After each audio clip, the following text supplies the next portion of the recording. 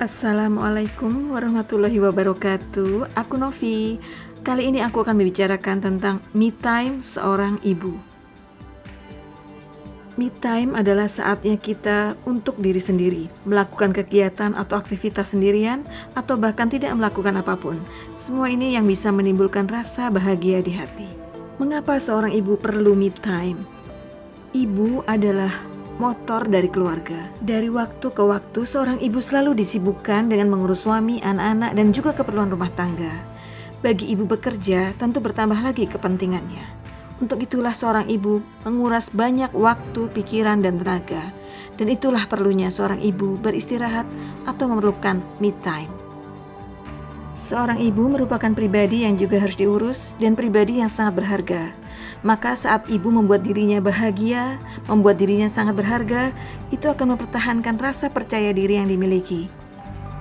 Di saat dekat, kadang-kadang seseorang itu kurang berarti keberadaannya. Nah, sesekali seorang ibu menjauh sedikit dan sebentar aja dari anak-anak, dari suami, dan juga dari rutinitas, agar seorang ibu senantiasa dirindukan oleh keluarga. Sekali-sekali menjauh untuk mencari kebahagiaan diri. Sesekali mengurusi dan membahagiakan diri sendiri diperlukan untuk seorang ibu dan juga seorang ayah. Pastikan bahwa hal ini ibu dan ayah sudah sepaham, sehingga tidak menimbulkan masalah yang baru. Jadi ada saatnya seorang ibu me time untuk dirinya sendiri, dan juga seorang ibu membiarkan ayah untuk me time diri ayah. Kapan sih saatnya seorang ibu membutuhkan me time? Kira-kira begini, seorang ibu merasa khawatir yang berlebihan, kemudian sering merasa mudah lelah, atau pada saat ibu sedang sakit.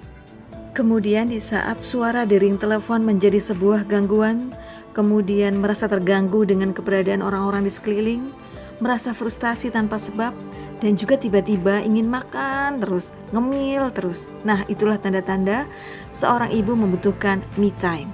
Maka jangan segan-segan untuk segera mencari waktu, segera me time.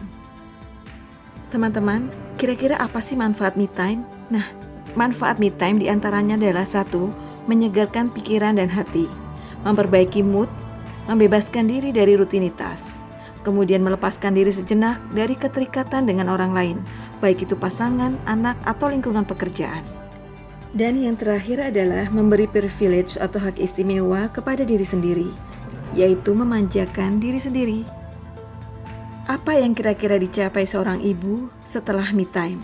Nah, seorang ibu yang setelah menjalani me time biasanya bisa memahami diri sendiri lebih dalam, menjadi pribadi yang lebih baik, dan memandang segala sesuatu dengan positif. Seorang ibu akan menjadi optimis dan siap menghadapi tantangan hidup, dan kira-kira lebih strong seperti itulah. Seorang ibu akan meningkat mood dan lebih bersemangat, merasa bahagia dan sejahtera. Tidaklah sia-sia seorang ibu mengeluarkan biaya, karena ini adalah investasi perasaan bahagia menghadapi seluruh sisa hidup seorang ibu untuk keluarganya. Kebahagiaan seorang ibu ternyata juga menjadi kebahagiaan seluruh anggota keluarga di rumah.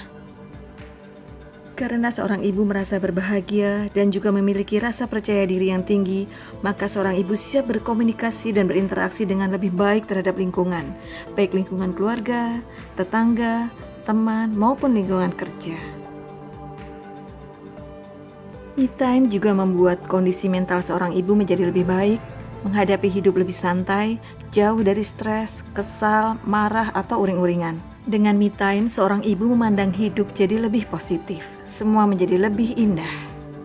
Semua ini akan membuat rumah tangga menjadi lebih harmonis. Seorang ahli mengkategorikan me time dalam 7 kategori, di mana kategori me time tersebut adalah sebagai berikut. Silakan disimak teman-teman. 7 jenis aktivitas me time dikategorikan sebagai berikut, yaitu 1. Kategori emosional, 2. Kategori sensoris, yang ketiga adalah kategori kepuasan, yang keempat kategori mental, yang kelima kategori spiritual, yang keenam kategori fisik, dan yang ketujuh adalah kategori sosial. Mungkin teman-teman bisa membuat prioritas aktivitas me time mana yang akan didulukan untuk diri sendiri. Jenis aktivitas me time berbasis emosional itu biasanya mengarah kepada kesadaran terhadap perasaan diri sendiri.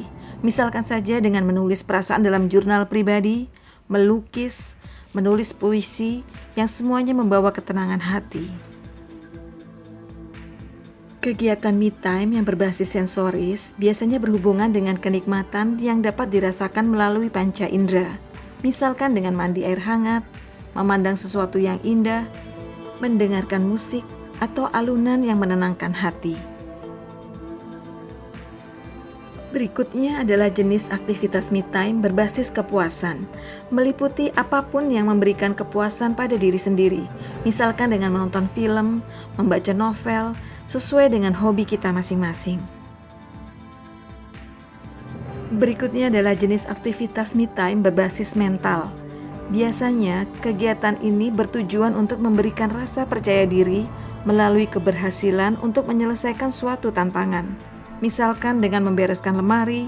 Membereskan lemari di sini adalah decluttering ya, biasanya mensortir barang-barang yang sudah tidak kita suka atau tidak kita inginkan kembali.